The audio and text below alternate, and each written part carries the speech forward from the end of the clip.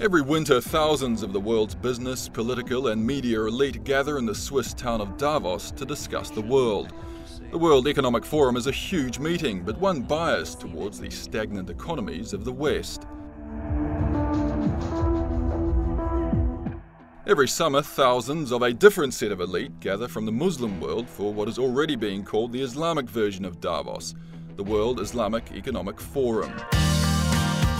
Unlike Davos, this meeting changes location each year, and this summer, for the first time, it was held in Central Asia, in Astana, the capital of Kazakhstan, current chair of the Organization on the Islamic Conference, and an economy of growing global importance.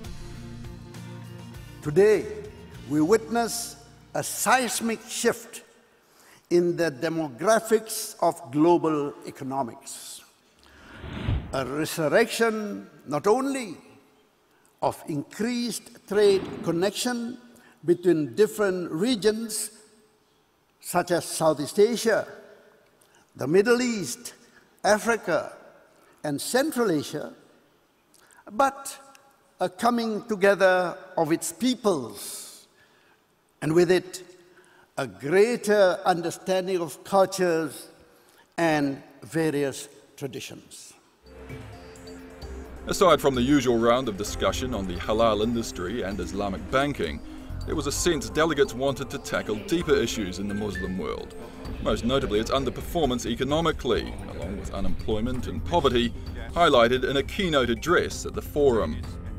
GDP growth for Muslim countries as a whole was only 2.1% in 2009. A relatively low growth rate that is further compounded by unequal development and inequitable distribution of wealth and income within the Muslim countries themselves. The Muslim world accounts for a fifth of the world's population, yet generates only 7% of GDP. Frustration at this poverty, along with the Arab Spring, were key issues at the World Islamic Economic Forum meetings. The beginning of the 21st century's second decade turns out to be a time of great challenges for the Ummah.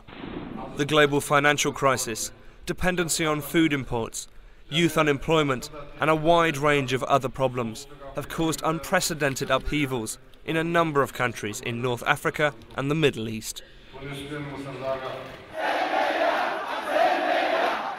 The Arab Spring may be a signifier that the Muslim world is changing, but in many countries the underlying conditions remain the same. There is a problem in the region of Arab countries, a problem of governance, of lack of governance, offshore, and with results of employment.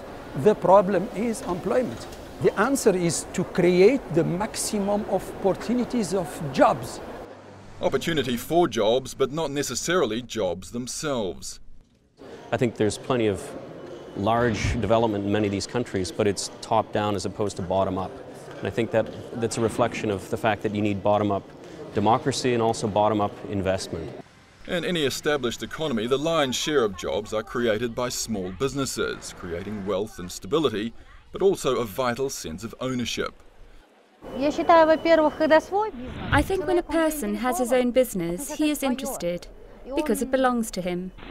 We are all people, we love freedom, and when an individual has his own business, he is freer. But such freedom can only flower in the right conditions, which must be created by equitable, honest and transparent governments.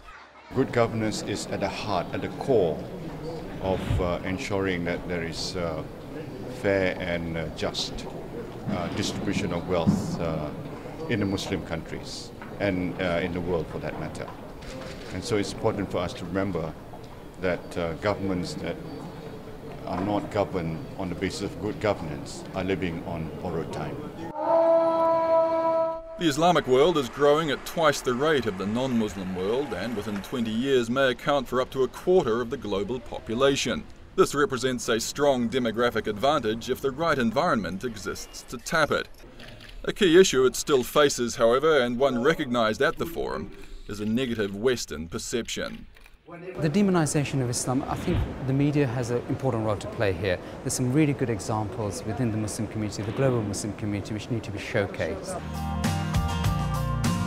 Examples like the moderate Muslim democracies of Indonesia, Turkey and Malaysia, stable, successful and rapidly approaching developed status, without abandoning the central principles of their faith, especially tolerance and moderation.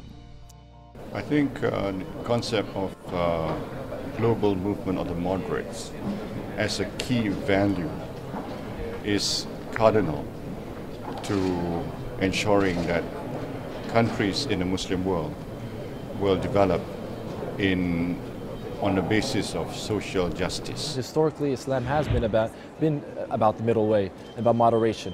And this is not a new phenomena.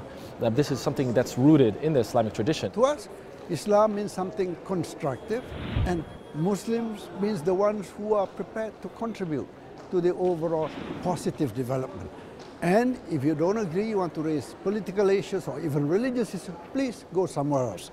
While this year's World Islamic Economic Forum may not have resolved the world's issues, as the forum came to a close, across the city at the central mosque a steady stream of faithful came to pray, demonstrating perhaps the real face of nearly all of modern Islam: moderate, peaceful and respectful.